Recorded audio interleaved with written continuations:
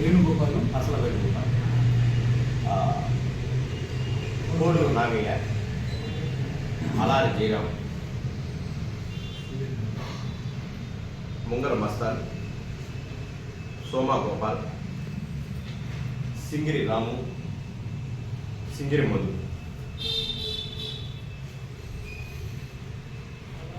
పంచాయతీ. నా పేరు శ్రీరాములు వెంకటేష్ రెడ్డి. నాకు చలివేంద్ర హ్యామ్లెట్ ఉప్పూరు మండలం.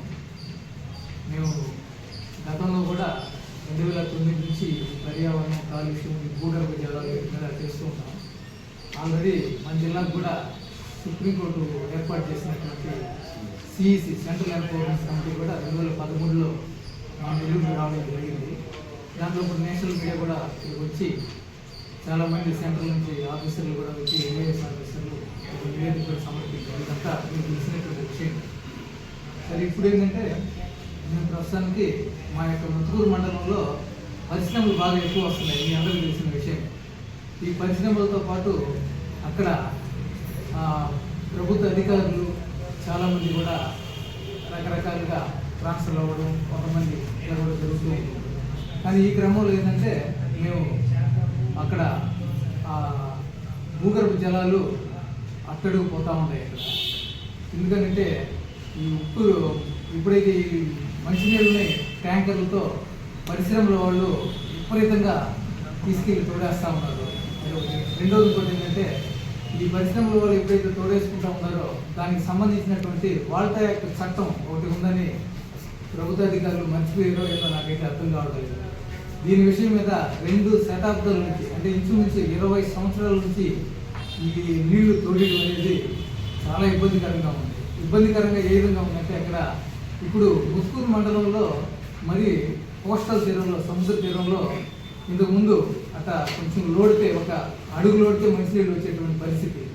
ఈరోజు 30, 40, 50, 60, 70 అడుగులు, 100 అడుగులకి వెళ్ళినా కూడా ఈరోజు మంచినీళ్ళు వచ్చే పరిస్థితి లేదు. ఎందుకంటే ఈ నీళ్ళని తోడేసినందువల్ల ఉప్పు నీళ్లు ఆటోమేటిక్గా వచ్చేస్తూ ఉంటాయి లోపలికి. ఈ వచ్చినందువల్ల జన నివాసాలు చాలా ఇబ్బందులు పడుతూ ఉన్నారు. దీనివల్ల ఇది ఇండైరెక్ట్గా కొంతమంది తెలుసు, కొంతమందికి డైరెక్ట్గా కూడా తెలుసు.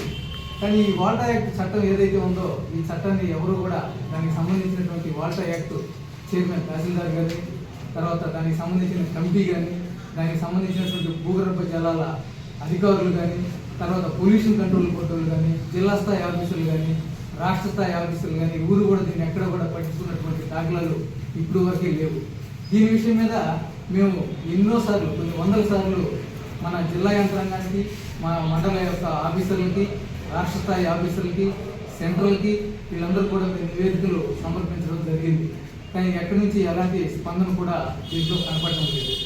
దీంట్లో ఈ నీళ్లు తోడుకున్నందువల్ల ఒక పరిశ్రమ స్థాపించిన తర్వాత మీ అందరికీ తెలిసిన విషయం, ఒక ప్రొడక్షన్ తయారవ్వాలి అంటే దానికి నీళ్లు అనేది చాలా అవసరం.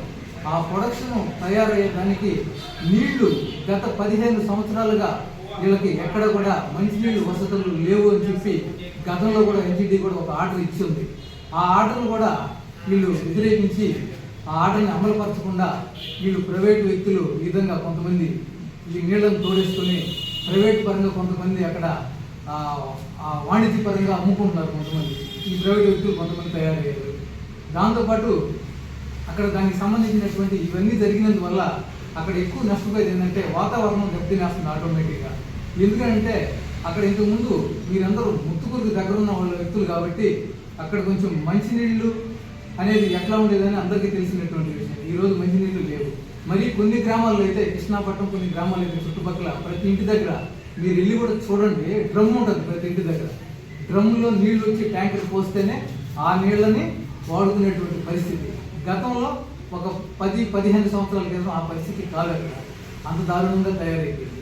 ఇంకోటి ఏంటంటే ఈ యొక్క నీళ్లు తోడేయడం వల్ల అక్కడ పర్యావరణానికి చాలా నష్టం జరుగుతూ ఉంది. ఒక పక్క అనేది కాలుష్యం అనేది అందరికీ తెలిసినటువంటి విషయమే, ఒక పక్క చెట్లు నరికడం ఏమీ అందరికీ తెలిసిన విషయం.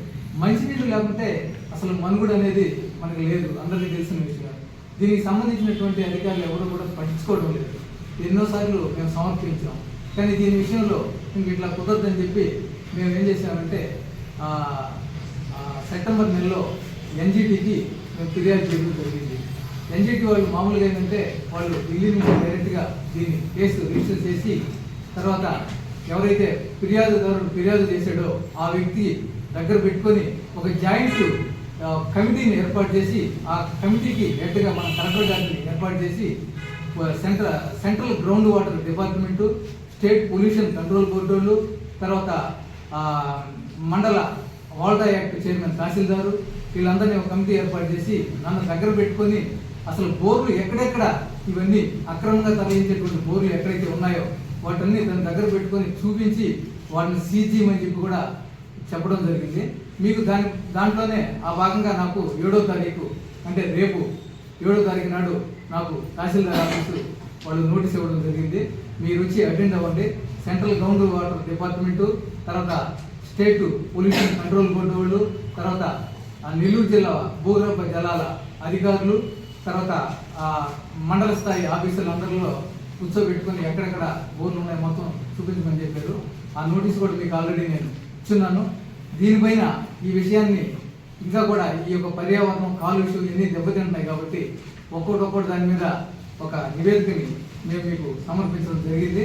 కానీ ఈ పరిశ్రమల వాళ్ళు ఇంకొక విషయాన్ని అందరూ గమనించాల్సిన విషయం, ఇక్కడ అధికారులు ఎవరైతే ఆ నీళ్లు తోడేస్తూ ఉంటే రావడం పోవడం అనేది ప్రతిరోజు కూడా వాళ్ళు గమనిస్తూనే ఉన్నారు.